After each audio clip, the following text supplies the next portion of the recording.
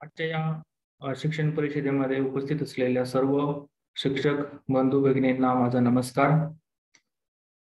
आपल्या सर्वांना ज्ञात आहे की आपण मागील काही शिक्षण परिषदांमध्ये पायाभूत साक्षरता व संख्याज्ञान अर्थातच FLN मधल्या ज्या काही महत्त्वाच्या बाबी आहेत त्या आपण पाहिलेल्या आहेत.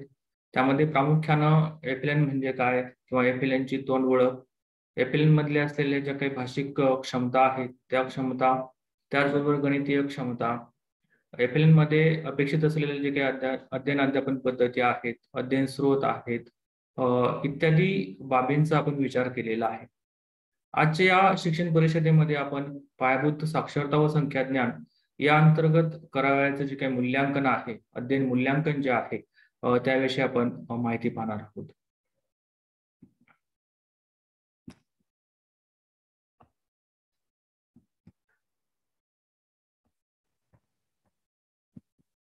आपल्याला माहिती आहे की पायाभूत वर्षातील अध्ययन मूल्यांकन जे आहे ते महत्वाचं आहे. एकूणच मूल्यांकनामध्ये आपण काय करतो आहोत की मुलांच्या ज्या काही ज्ञान आहे, कौशल्य आहेत किंवा क्षमता आहे, त्याचं अभिरुची आहे, अभियोग्यता आहे, इत्यादी गोष्टींची आपण तपासणी करत असतो. त्यासाठी जे काही वेगवेगळे सोर्सेस आहेत त्या सोर्सेसच्या माध्यमातून आपण माहिती घेतो, माहिती जमा करतो आणि त्या माहितीतून आपल्याला नेमकं कळतं की विद्यार्थ्याला कोणत्या ठिकाणी मदतीची गरज आहे, विद्यार्थ्याने कोणत्या क्षमता प्राप्त केलेल्या आहेत. या दृष्टिकोनातून हे जे काही अध्ययन मूल्यांकन आहे ते महत्वाचं आहे. या मूल्यांकनाद्वारे शिक्षकाला स्वतःच्या क्षमता वृद्धिंगत करता येतात.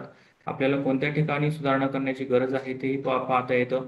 त्याचबरोबर मुलांच्या दृष्टिकोनातून जर आपण विचार केला तर मुलं कोणत्या क्षेत्रामध्ये मागे आहेत त्याचंही आपल्याला या ठिकाणी विचार करता येतो आणि त्या दृष्टीने आपण पुढे जाऊ शकतो.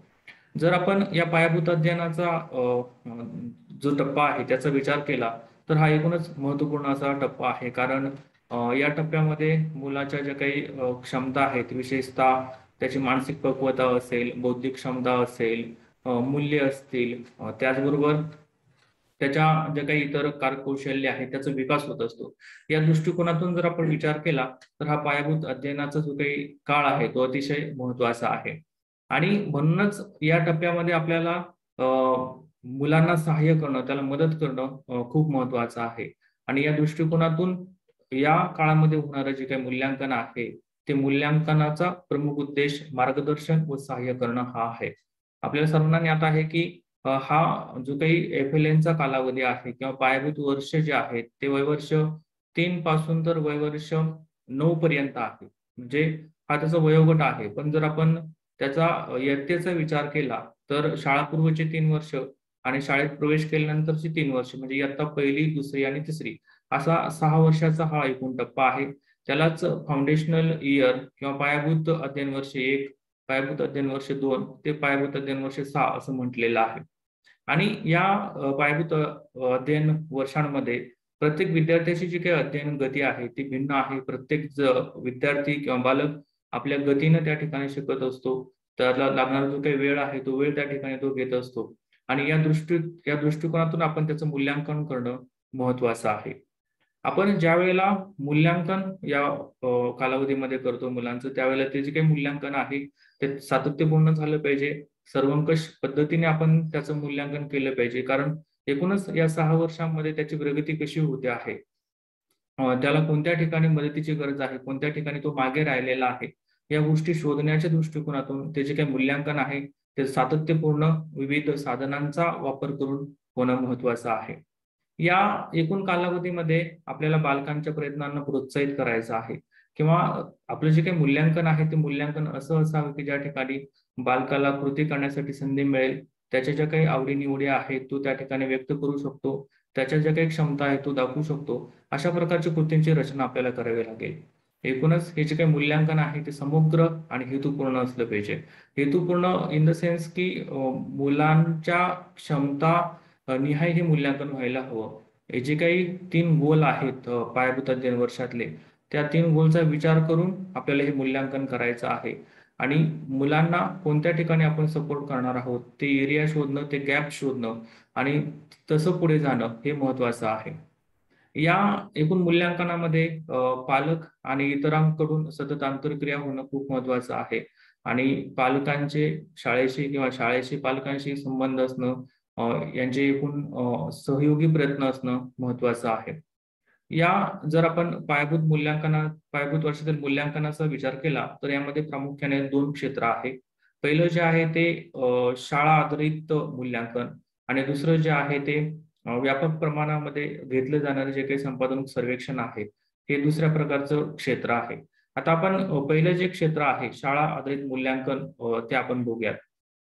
शाळा आधारित मूल्यांकन जे आहे ते प्रामुख्यानं शाळेमध्ये शिक्षक अरेंज करतात. योग्य अशा कृती ते मुलांसाठी निवडतात आणि त्याद्वारे मुलांचं त्या ठिकाणी अध्ययन सुनिश्चित केलं जातं. वेगवेगळ्या प्रकारच्या मूल्यांकन कृतींची निर्मिती शिक्षकांकडून होते आणि याचा प्रमुख उद्देश आहे की शिक्षकांनी स्वतःला एम्पॉवर करणं आणि त्याचबरोबर मुलांचं जे काही लर्निंग आहे, मुलांचं जे काही अध्ययन आहे ते सुसह्य करणं, हे 2 महत्त्वाचे उद्देश जे आहेत ते शाळा आधारित मूल्यांकनाचे आपल्याला सांगता येतील. याशिवाय वर्गामध्ये आपलं दररोजचं जे काही अध्ययन अध्यापन आहेत किंवा वर्ग व्यवहार आहेत किंवा शिक्षक जे दैनंदिन अध्ययन अनुभव देतात, त्याचा वैयक्तिक व सामूहिक परिणाम जाणून घेणं, हे देखील शाळा आधारित मूल्यांकनाचं एक प्रमुख उद्देश आपल्याला सांगता येईल. एकूणच या मूल्यांकनाद्वारे आपल्याला विकेंद्रीकरण पद्धतीने शैक्षणिक गुणवत्तेचे संनियंत्रण करायचं आहे. कारण राज्य किंवा जिल्हा किंवा राष्ट्र स्तरावरती त्याचं संनियंत्रण होणार नाही. तर आपल्या वर्गामध्ये आपल्या मुलांची जी काही प्रगती आहे ती मेजर करणं आणि त्या दृष्टीने मुलांना इनपुट देणं, या दृष्टिकोनातून आपण या मूल्यांकनाकडे पाहत आहोत. याशिवाय आपल्या सर्वांना ज्ञात आहे की वर्गातील जे काही बालकं आहेत, प्रत्येकाच्या गरजा वेगवेगळ्या आहेत आणि त्या गरजांचा विचार करून आपल्याला प्रत्येकासाठी किंवा काही गटांसाठी वेगवेगळ्या प्रकारच्या मूल्यांकन कृतींची निर्मिती करणं आवश्यक आहे. बालकांना अनुकूल असं मूल्यांकन झालं पाहिजे. मग त्या ठिकाणी आपण वेगवेगळी साधनं वापरू शकतो. निरीक्षण तंत्र आहे, समवयस्क मूल्यांकन आहे, स्वमूल्यांकन आहे, पडताळा सूची आहे. अशा वेगवेगळ्या प्रकारचे जे काही साधनं किंवा तंत्र आहेत, त्याचा आपण मूल्यांकनामध्ये उपयोग करू शकतो.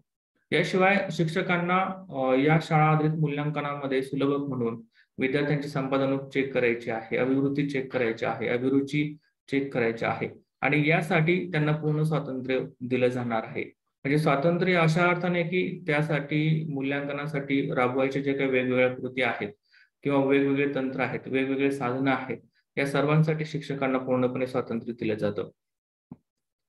त्यानंतर या शाळा आधारित मूल्यांकनामध्ये विद्यार्थ्यांचे जे काही क्षमता आहेत त्या मेजर करणं, त्याची प्रगती मेजर करणं, हे त्या ठिकाणी महत्वाचं आहे. परंतु हे मूल्यांकन होत असताना ते स्ट्रेस फ्री असावं, म्हणजे तणाव विरहित असावं.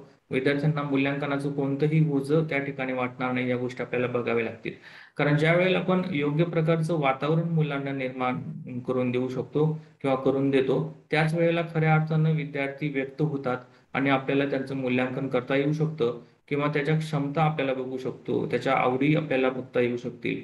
त्यामुळं या पायाभूत वर्षांमध्ये हे जे काही मूल्यांकन आहे ते गुणात्मक निरीक्षणाद्वारे होणं खूप महत्वाचं आहे. या मूल्यांकनासाठी आपण वेगवेगळ्या प्रकारची साधनं आणि तंत्रांचा वापर करू शकतो. आपल्याला हे लक्षात घ्यायचं आहे की आपल्या वर्गामध्ये असणारे जे काही मुलं आहेत त्यांची संस्कृती, भाषा, अध्ययन प्राधान्य, कौटुंबिक पार्श्वभूमी किंवा सामाजिक आर्थिक परिस्थिती जी आहे ती भिन्न अशी आहे.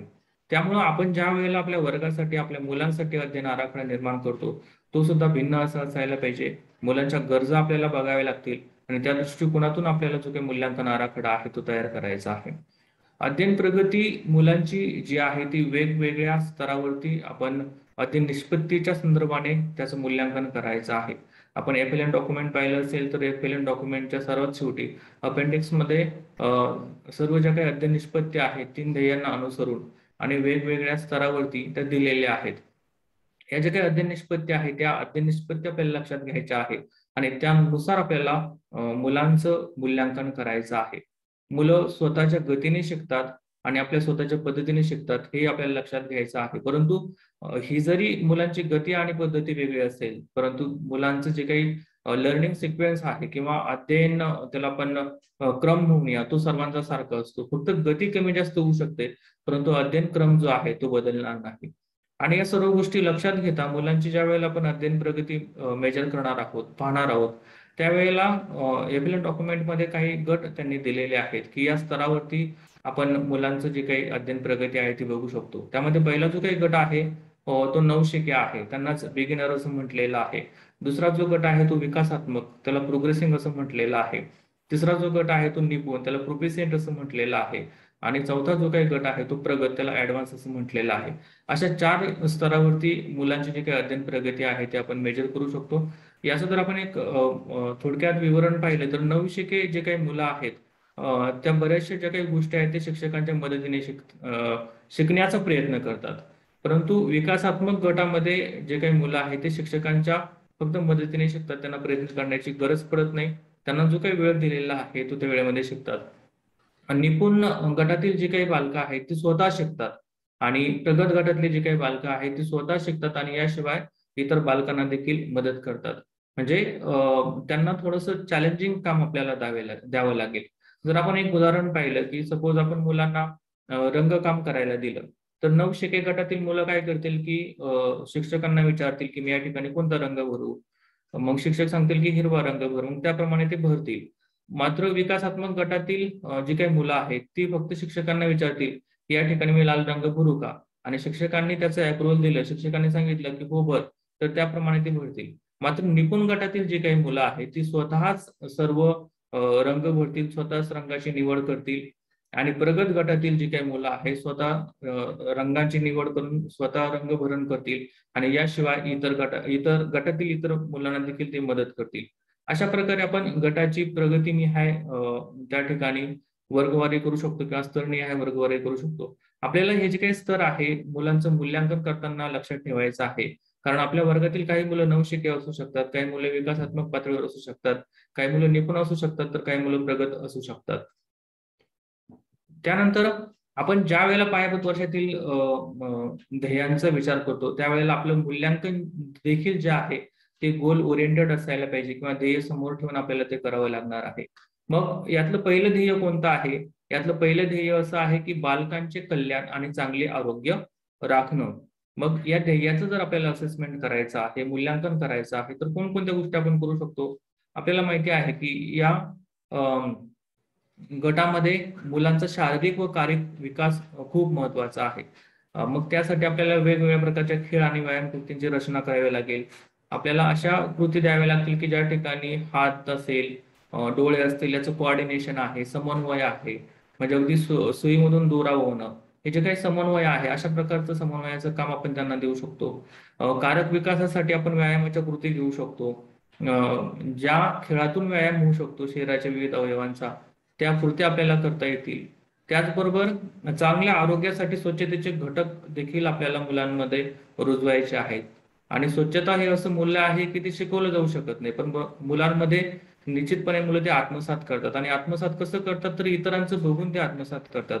कुटुंबामध्ये कशा प्रकारचं वातावरण आहे, कुटुंबातील पालक किंवा आई वडील जे आहेत ते कशा प्रकारे बिहेव करतात, त्यांचं वर्तन कसं आहे, त्याचं रिफ्लेक्शन जे आहे ते मुलांवरती पडत असतं. म्हणजे जर घरामध्ये जो काही कचरा आहे तो जर पालकांनी उचलून डस्टबिन मध्ये टाकला तर त्याच प्रकारची जी काही कृती आहे ती बालकाकडनं होत असते. त्यामुळं असं म्हटलं जातं की स्वच्छता हे जे काही मूल्य आहे ते शिकवलं जाऊ शकत नाही, मात्र ते आत्मसात केलं जाऊ शकतं. याशिवाय वस्तू, खेळणी इत्यादी जे आहेत घरामध्ये ठेवलेल्या त्याची मांडणी योग्य पद्धतीने ठेवणं, की जेणेकरून क्लिनलीनेस त्या ठिकाणी राहील, स्वच्छता राहील. त्याच्या सवयी देखील आपल्याला मुलांमध्ये रुजवायच्या आहेत. आणि समाजामध्ये ज्या वेळेला बालक वावरत असतं त्यावेळेला त्याचा भावनिक विकास होत असतो. म्हणजे सुख काय असतं, दुःख काय असतं, त्यावेळेला आपण कशा प्रकारे प्रतिसाद द्यायला हवा, आपल्या चेहऱ्यावरचे एक्सप्रेशन कसे असायला हवेत, हे सर्व समाजामध्ये ते बघत असतं. म्हणजे आपले घरातील जे काही मोठे मंडळी आहेत किंवा पालक आहेत ते कशा प्रकारे वागता आहेत, आपल्या शेजारचे कशा प्रकारे वागता आहेत, या सर्व गोष्टींचं तो मायनर ऑब्झर्वेशन करत असतो बालक. आणि त्याचा परिणाम जो आहे तो त्याच्यावरती होत असतो. त्यामुळं हे अनुभव देखील खूप महत्वाचे आहे मुलांच्या सामाजिक व भावनिक विकासासाठी. याशिवाय जर आपण अध्ययनाचा विचार केला तर सर्जनशीलता, कला, रेखाटन हे खूप महत्वाचे घटक आहेत. की लहान मुलांना आपल्याला माहिती आहे की वेगवेगळ्या गोष्टी कराव्याशा वाटतात. प्रत्येक नवीन गोष्टीला हात लावावा वाटतो, त्याला हाताळावीशी वाटते. नवीन खेळणी आली तर ते कुतूहलाने ते खेळणीकडे बघत असतं, ते खेळणी खेळत असतं. त्यामुळे त्यांच्याकडे मोठ्या प्रमाणामध्ये सर्जनशीलता असते. त्यांचा मेंदूचा विकास जो आहे तो रॅपिडली त्या ठिकाणी होत असतो. त्यांना वेगवेगळ्या प्रकारचं रेखाटन करायला आवडतं, रंग द्यायला आवडतो, चित्र काढायला आवडतात, पानं उचकायला आवडतात. यासारख्या ज्या काही गोष्टी आहेत या मुलांकडनं होत असतात. त्यामुळे प्रामुख्यानं अशा प्रकारच्या कृती आपण अरेंज कराव्यात की ज्या ठिकाणी मुलांच्या या सर्व गुणांना वाव मिळेल. याशिवाय मुलांना सगळ्या जे काही कला प्रकार आहेत, विविध जे काही कला प्रकार आहेत, त्याची संधी द्यायला हवी की ज्या ठिकाणी मुलं स्वतः व्यक्त होतील. मग त्यामध्ये रंगकाम करणं असेल, माती काम करणं असेल, खेळणी तयार करणं असेल, गाणी गाणं असेल, नृत्य करणं असेल, अशा वेगवेगळ्या कला आपण मुलांना त्या ठिकाणी द्याव्यात किंवा अशा प्रकारचं वातावरण तयार करावं की ज्या ठिकाणी मुलांकडे असणाऱ्या ज्या काही क्षमता आहेत किंवा ज्या काही कला प्रकार आहेत त्या व्यक्त होण्यास किंवा त्यांना योग्य प्रकारे प्लॅटफॉर्म जो आहे तो आपण याद्वारे निर्माण करून देऊ शकतो. दुसरं ध्येय या पायाभूत वर्षामधील आहे की बालक प्रभावी संवादक बनतात. या ध्येयासाठी मूल्यांकन करताना आपल्याला पुढील बाबी विचारात घ्यायच्या आहे. त्यामध्ये पहिली जी काही बाब आहे ती सर्वात महत्वाची आहे, बालकाची मातृभाषा. म्हणजे ज्या वेळेला बालकाने चांगल्या प्रकारचा संवाद करावा असं आपल्याला वाटतं, त्यावेळेला चांगल्या प्रकारचा जो काही संवाद आहे तो फक्त मातृभाषेतूनच घडून येऊ शकतो. त्यामुळे बालकाची मातृभाषा खूप महत्वाची आहे. ज्या ठिकाणी बालकाची माध्यम भाषा जी आहे, म्हणजे शिकण्याची जी काही माध्यम भाषा जी आहे ती मातृभाषेपेक्षा वेगळी आहे, त्या वर्गांमध्ये बालकांना त्याच्या मातृभाषेमध्येच बोलण्यास संधी मिळाली पाहिजे की जेणेकरून तो इफेक्टिव्हली एक्सप्रेस होऊ शकतो किंवा स्वतःचं मत व्यक्त करू शकतो. जर आपण त्या ठिकाणी त्याला अडथळा आणला तर निश्चितपणे तो स्वतः व्यक्त होणार नाही किंवा त्याला व्यक्त होण्यास संधी मिळणार नाही. त्यामुळे बालकाची मातृभाषा ही खूप महत्वाची आहे. याशिवाय बालकांमध्ये आपल्याला ज्या वेळेला संवाद क्षमता विकसित करायची आहे त्यावेळेला दोन्ही दृष्टिकोनातून आपण विचार करणार आहोत.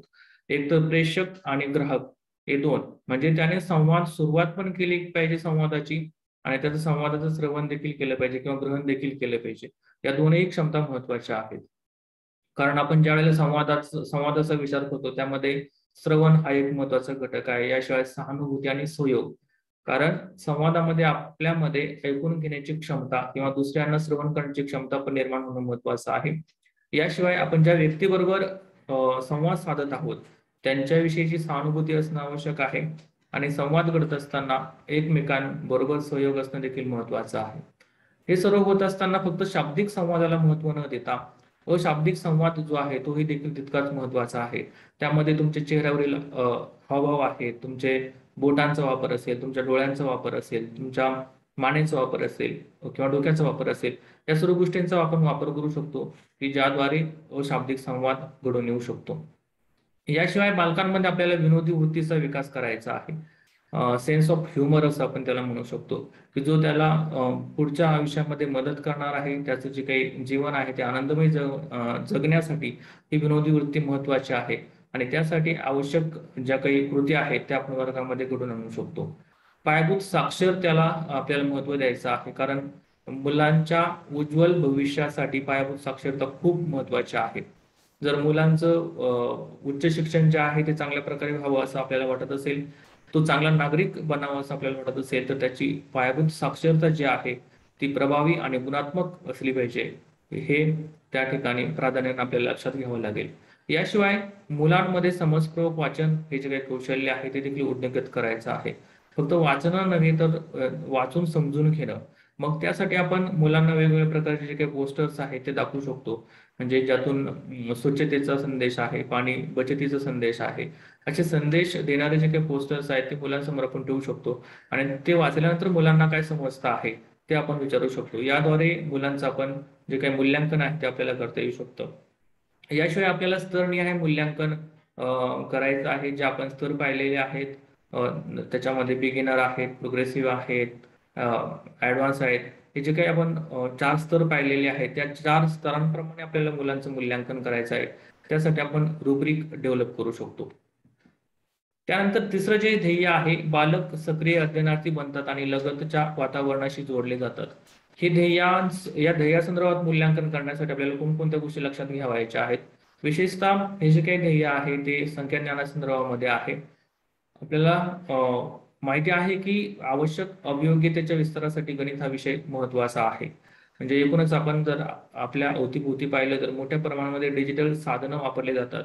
सर्व डिजिटल युग आहे असं आपण म्हणतो. परंतु या डिजिटल युगाच्या पायाशी सर्व गणित आहे, मॅथमॅटिकल थिंकिंग आहे. त्यामुळे मुलांमध्ये गणिती क्षमता वृद्धिंगित करणं खूप महत्वाचं आहे. मग त्यासाठी आपण अंकज्ञान, गट बनवणे, आकार, आकृतिबंध, अंतर, वजन, वेळ आणि दिशा या क्षमतांचं मूल्यांकन करण्यासाठी ऍक्टिव्हिटी आपण देऊ शकतो. आपल्याला मुलांचं फक्त काउंटिंग जे आहे किंवा संख्या मोजणं इथपर्यंत आपल्याला मर्यादित राहायचं नाही, तर मुलांनी गणितीय विचार केला पाहिजे. मुलांना गणितीय भाषा समजली पाहिजे. या दृष्टिकोनातून आपण त्यांना ऍक्टिव्हिटी देणार आहोत. त्याचबरोबर हे सर्व करत असताना आपल्याला बहुविध मूल्यांकन चाचणी जी आहे किंवा तंत्र जे आहे त्याचा वापर करावा लागेल. सर्वच मुलांसाठी आपण एका चाचणीचा वापर करू शकणार नाही. ज्याप्रमाणे मुलांची प्रगती आहे त्याप्रमाणे आपल्याला चाचणी तयार करावी लागणार आहे. त्यामुळे मूल्यांकन चाचणी जी आहे ती मल्टिपल असणार आहे. याशिवाय आपल्याला वर्गासाठी एक आदर्श मूल्यांकन चाचणीचं देखील विकसन करायचं आहे. तसंच एनसीआरटी किंवा एससीआरटी स्तरावरती प्रश्नसंच विकसन आणि आवश्यक त्या ठिकाणी दृकश्राव्य साधनांची निर्मिती देखील केली जाणार आहे. आणखी एक महत्वाचा घटक यामध्ये आहे की विद्यार्थी संचयिका, की ज्याचा आपण या ध्येयाचं मूल्यांकन करण्यासाठी वापर करू शकतो, की ज्यामध्ये विद्यार्थ्यांची सर्व माहिती आपल्याला उपलब्ध होते. याशिवाय मुलांना लगतच्या भौतिक वातावरणाशी सलग होण्यासाठी पुरेशी संधी दिली पाहिजे. आपल्या अवतीभोवती कोणकोणत्या प्रकारची झाडं आहेत, आपल्या अवतीभोवती कोणकोणत्या प्रकारची माणसे राहतात, त्यांचा व्यवसाय काय आहे, त्यांची शेती कशा प्रकारची आहे, इतकंच नव्हे तर आपल्या घरातील किंवा आपल्या कुटुंबातील माहिती, आपल्या विषयीची माहिती मुलांना देणं किंवा त्याची संधी उपलब्ध करून देणं हे देखील तितकंच महत्वाचं आहे. निरीक्षण, आंतरक्रिया आणि प्रकल्प कार्याद्वारे आपण मूल्यांकन करू शकतो. कथाकथन हे जे काही प्रभावी माध्यम आहे, कारण मुलांना गोष्टी ऐकणं आवडतं, गोष्टी सांगायलाही त्यांना आवडतं, गोष्टीतून वेगवेगळी माहिती शोधणं त्यांना आवडतं. त्यामुळे कथाकथनाद्वारे देखील आपण मूल्यांकन करू शकतो. शाळा आधारित मूल्यांकनाची जी काही साधनं आणि तंत्र आहेत त्यामध्ये प्रामुख्यानं आपल्याला निरीक्षण तंत्राचा वापर करणं खूप महत्वाचं आहे.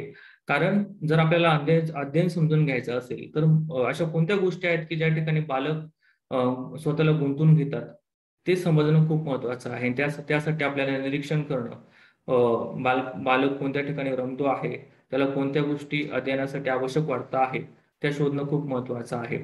बालकांना व्यक्त होण्यासाठी संधी उपलब्ध करून दिली पाहिजे. मग त्यामध्ये आपण त्याच्या आवडीनिवडी विचारू शकतो. एखादं पोस्टर दाखवून त्याच्याविषयी त्याला माहिती विचारू शकतो. चित्राविषयी त्याच्या ज्या काही संकल्पना आहेत किंवा कल्पना आहेत त्या आपण विचारू शकतो. याशिवाय बालकांसाठी आवड हे एक उत्तम प्रेरक आहे. म्हणजे जर आपण बालकांना आवडीचं काम दिलं तर निश्चितपणे त्याच्यामध्ये त्यांना काम करायला आवडतं. त्यामुळे त्यांच्या आवडीनिवडी शोधणं आणि त्या प्रकारे काम देणं, त्या प्रकारे अभ्यास देणं, त्या प्रकारे कृती देणं ते देखील तितकंच महत्वाचं आहे. निरीक्षणातून आपण बालकांच्या आवडीनिवडी जाणून घेऊ शकतो. त्यामुळे एकंदरीतच या सर्व गोष्टींसाठी निरीक्षण तंत्राचा वापर आपल्याला करावा लागतो. वर्गामध्ये विद्यार्थी कसा वागतो आहे, वर्गाच्या बाहेर विद्यार्थी कसा वागतो आहे, कोणत्या खेळांमध्ये तो अधिक रमतो आहे, कोणत्या विषयांमध्ये तो अधिक रमतो आहे, कोणत्या प्रकारच्या गोष्टी आपण त्याला उपलब्ध करून दिल्यानंतर त्याला त्या आवडतात, या सर्व गोष्टींचं निरीक्षण आपल्याला या तंत्राद्वारे करता येऊ शकेल. त्यानंतर आणखी आपण स्वमूल्यांकन आणि समवयस्क मूल्यांकन हे देखील वापरू शकतो. सेल्फ असेसमेंट आणि पिअर असेसमेंट आपण त्याला म्हणतो.